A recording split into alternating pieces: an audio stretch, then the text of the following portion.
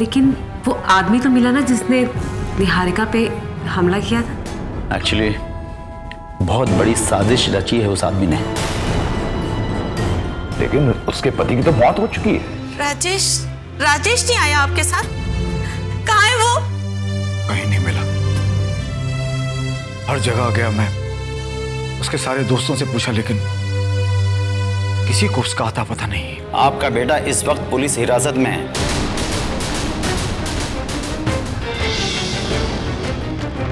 मेरा बेटा पुलिस हिरासत में? क्यों रे? क्यों इज्जत उछालता फिर रहा है अपने पिताजी की?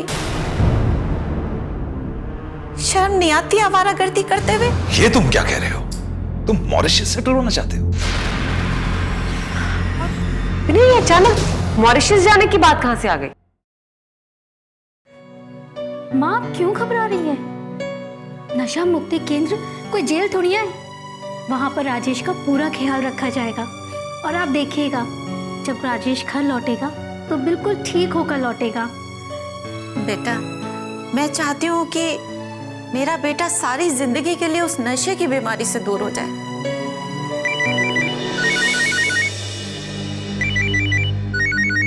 आधार का फोन। हाँ बेटा। हाँ हाँ हाँ, धौला कुआं ना? अच्छा अच्छा, उसके पास। हाँ हाँ, मुझे मालूम है, पहुंच जाएंगे वहां। क्या? कितने?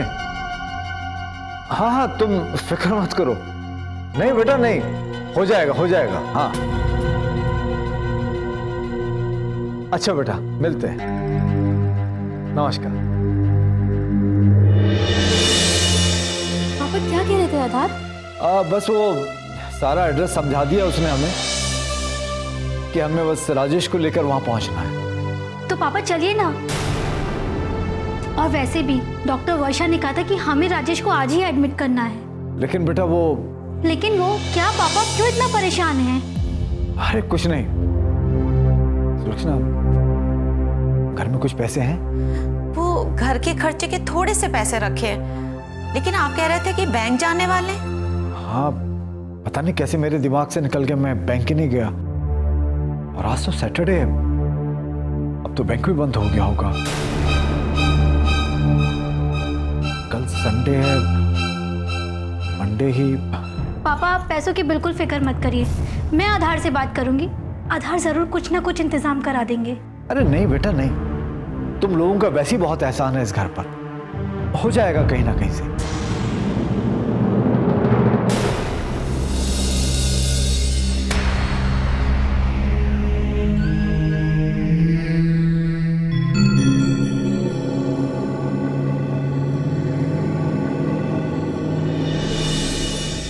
मम्मी, क्या बात है? आप इतना परेशान क्यों हैं? राजेश की तबीयत तो ठीक है ना? मेरे पास पुलिस स्टेशन से फोन आया था। Any problem? मधु बेटा, राजेश को नशा करते हुए पुलिस ने पकड़ लिया था। ओह माय गॉड, ये तो बहुत बुरा हुआ। पुलिस ने छोड़ा या नहीं? तो क्या तुम्हारा इंतजार करते रहते कि तुम आओ और छुड़ाओ? गुड, अच्छा किया। वैसे भी वो मेरा पति बाद में है, पहले वो तुम्हारा भाई है। बहन का भी कोई फर्ज होता है अपने भाई के लिए। और तुम उसकी बीवी हो ना, तुम्हारा कोई फर्ज नहीं बनता अपने पति के लिए? मधु बेटा, हमें तुम्हारी थोड़ी सी मदद चाहिए।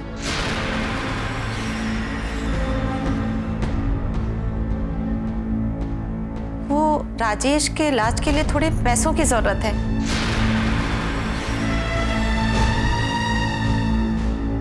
बेटा, हम 1-2 दिन के लिए मांग रहे हैं। आज बैंक बंद है और हम तुम्हारे पैसे वापस कर देंगे।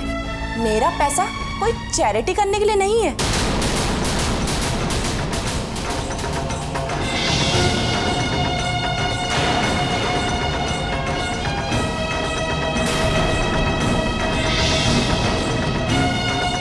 सुन लिया? और मधु, तुम अपना पैसा संभाल के रखो, नहीं चाहिए तुम्हारा पैसा।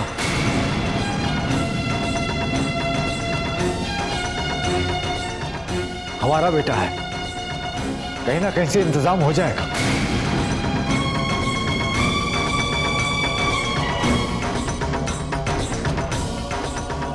अरे सुलक्षणा, परेशान क्यों हो रही हो? मैं इंतजाम कर लूंगा। चलो।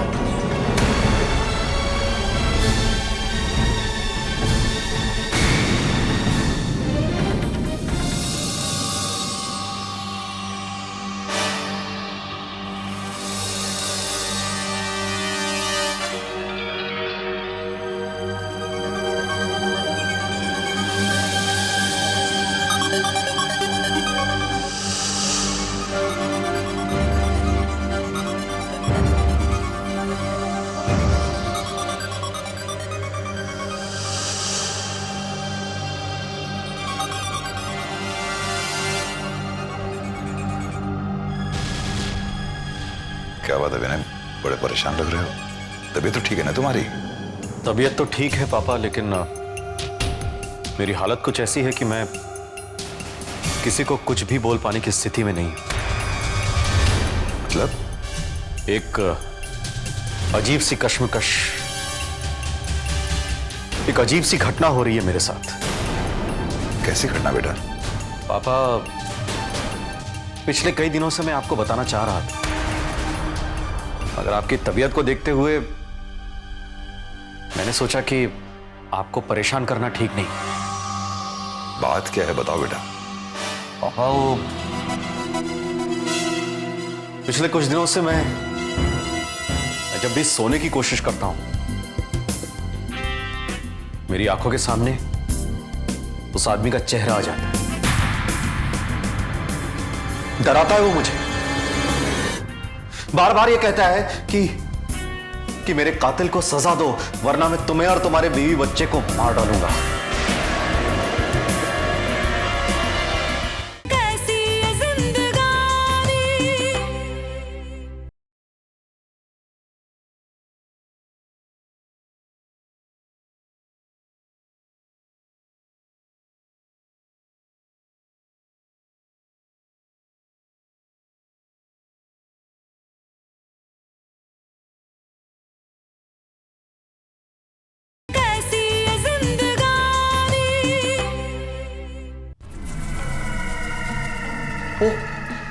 वो कहता है मुझसे कि अगर अपने आप को और अपने परिवार को बचाना चाहते हो तो मेरे कातिल को फांसी के तख्ते तक लेकर आओ। ये तुम क्या कह रहे हो विनय? मैं सच कह रहा हूं पापा। उस आदमी की आत्मा अभी भी यहीं कहीं है और वो हमें देख रहा है। क्या वो हमें अभी भी देख रहा है? हाँ पापा, शुरू में मुझे लगा था कि आपका वहम है, लेकिन नहीं, उस आदमी की आत्मा वाकई है। मैंने उसे बहुत समझाने की कोशिश की कि भाई हमारा पीछा छोड़ दो, हमें परेशान मत करो, शांति से जीने दो हमें, लेकिन वो मानने को तैयार ही नहीं है। देखो बेटा, उसे कहो कि गड़े मुर्दे मत उखाड़े, हमें क्षमा कर दे बस। पापा, मैं उससे 100 बार माफी मांग चुका हूं, लेकिन वो हमें माफ करने के लिए तैयार ही नहीं। अब आप समझे पापा, अब आप समझे मैं रोज क्यों लेट आ रहा था, क्यों मैं यहां से सब कुछ छोड़कर मॉरिशस जाने की बात कर रहा था। बस इसीलिए एक बार हम यहां से सब कुछ छोड़कर मॉरिशस चले जाएंगे ना, तो फिर वो आत्मा हमें परेशान करने कभी नहीं आएगी। आप समझ रहे हैं ना मैं क्या कहना चाह रहा हूं? हाँ बेटा, अब मैं तुम्हारी बात बहुत अच्छी तरीके से समझ रहा हूं। अब मुझे समझ में आ रहा है कि तुम मॉरिशस जाने की बात क्यों कर रहे थे। बेटा, मैं पुलिस और दुनिया के सामने बेइज्जत नहीं होना चाहता। मैं अपना देश छोड़ने के लिए तैयार हूं। हाँ, लेकिन पापा, सोनाली अभी तैयार नहीं है। उसे मैं तैयार करा लूंगा। मैं अपना देश छोड़ने के लिए तैयार हूं।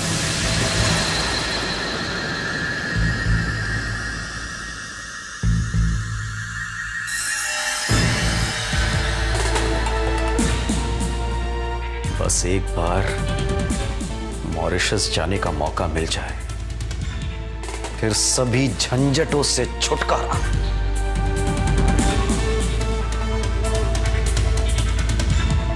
मैं जानता हूं बेटा, बचपन से तू बहुत लापरवाह था।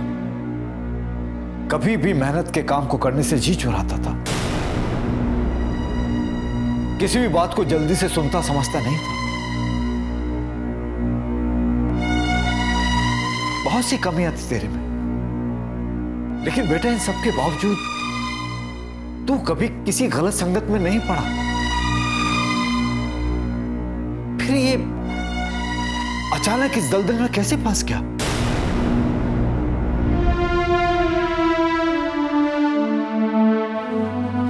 राजेश बेटा, तुझे भी मैंने वही संस्कार दिए जो मैंने सुरेखा को दिए थे। आज सुरेखा उन्हीं संस्कारों पे चलकर अपनी सारी जिम्मेदारियां उठा रही है। फिर बेटा तू अपने संस्कार कैसे भूल गया?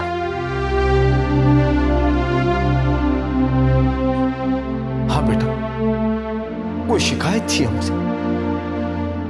कोई नाराजगी है हमसे जो तू इस रास्ते पे चला गया? नहीं पापा, मुझे आपसे कोई शिकायत नहीं। मेरे तनाव का कारण केवल मधु का काम करना। राजेश, फिर तुमने क्यों जाने दिया मधु को काम पे? तुम काम पे जाते, तुम कमा के लाते। इसी नाकामी ने तो हमें इस दलदल में ढकेल दिया। मधु की तरक्की के कारण मुझे जगह जगह नीचा देखना पड़ता था।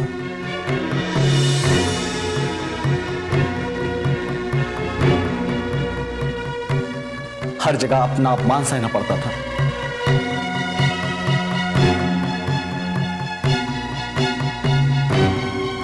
यार दोस्तों के बीच में मजाक का विषय बन के रह गया। इसी कारण हीन भावना से मैं अपने आप को नालायक और निकम्मा समझने लगा।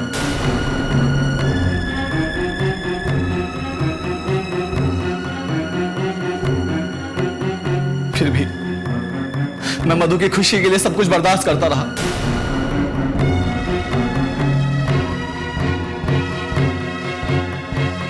और इस दलदल में फंसता चला गया दीदी।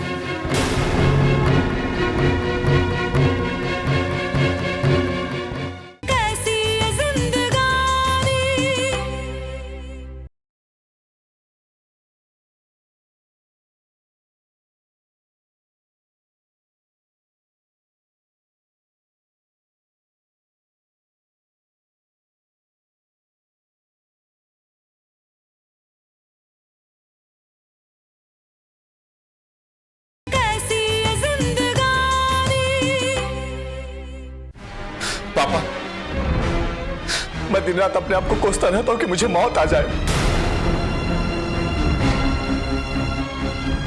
मैं अपने जीवन में एक हारा हुआ इंसान हूं। मैं कभी कुछ नहीं कर सकता।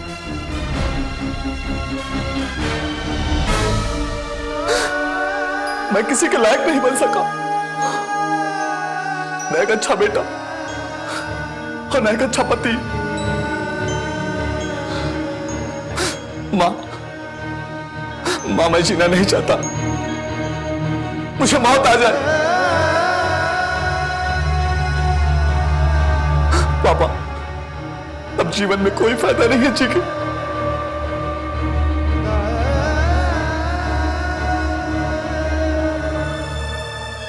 मैं नालायक था, नालायक रहूंगा।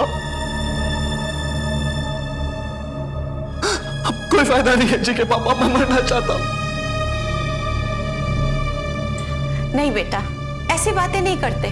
भगवान ने चाहा तो सब ठीक हो जाएगा। नहीं बेटा, ये कायरता की बातें हैं। और मेरा बेटा कायर नहीं हो सकता। कायर नहीं हो सकता मेरा बेटा। तू बिजनेस करना चाहता है ना बेटा? मैं कराऊंगा बिजनेस।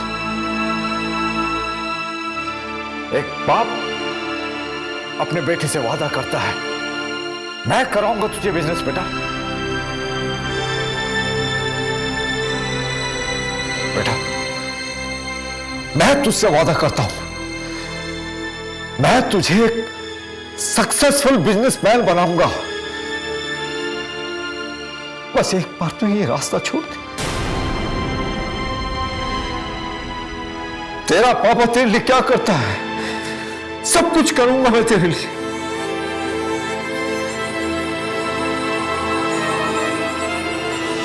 हाँ पापा, मैं इलाज कराऊंगा, मैं इलाज कराऊंगा। आप जो कहेंगे मैं वो करूंगा। मुझे अच्छा कर दो पापा।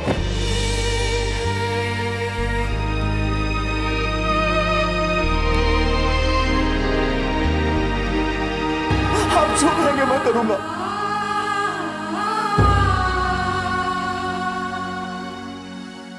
मैं अच्छा होना चाहता हूं। सब ठीक हो जाएगा।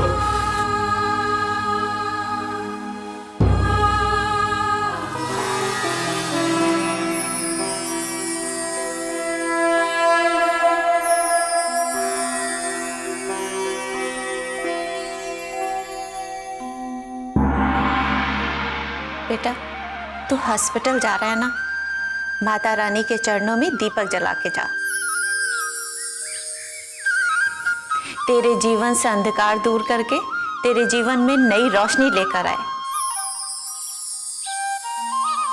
ये माता रानी से प्रार्थना कर और आशीर्वाद दे। माता रानी, बस मेरे बेटे को जल्दी से स्वस्थ करके घर वापस भेज दे। बस तेरे से यही प्रार्थना।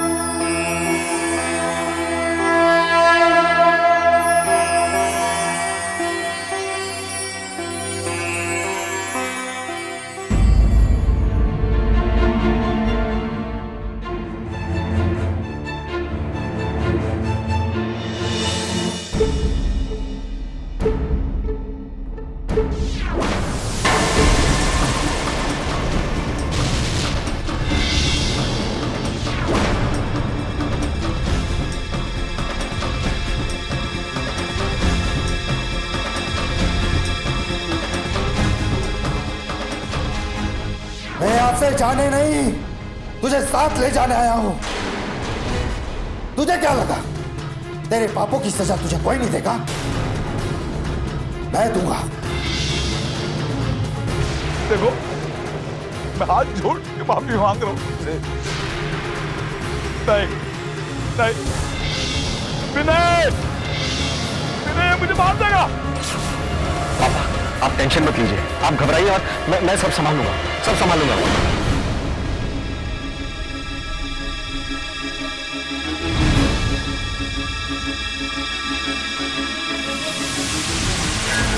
मेरे इतने बड़े अपराध पर विनय ने पर्दा डाला है।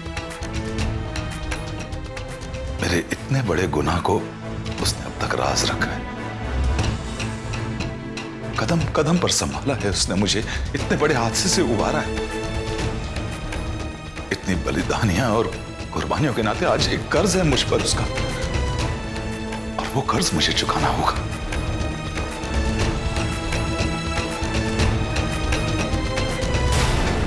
काम के आगे तुम किसी को भी मुड़कर देखना नहीं चाहती, चाहे तुम्हारा अपना पति भी क्यों ना हो। पैसे नहीं है मेरे पास, पैसा चाहिए मुझे। अरे इस वक्त कोई पैसा नहीं है मेरे पास। राजेश के प्रति आपका गुस्सा सिर्फ दिखावा है। सच तो ये है कि आप उससे बहुत प्यार करते हैं। इससे तो मेरी बात पर यकीन ही नहीं हो रहा है कि आप हमेशा हमेशा के लिए मॉरिशस सेटल हो रहे हैं। बेटा मैंने मॉरिशस जाने के लिए अभी सिर्फ सोचा है, फैसला नहीं लिया मैंने।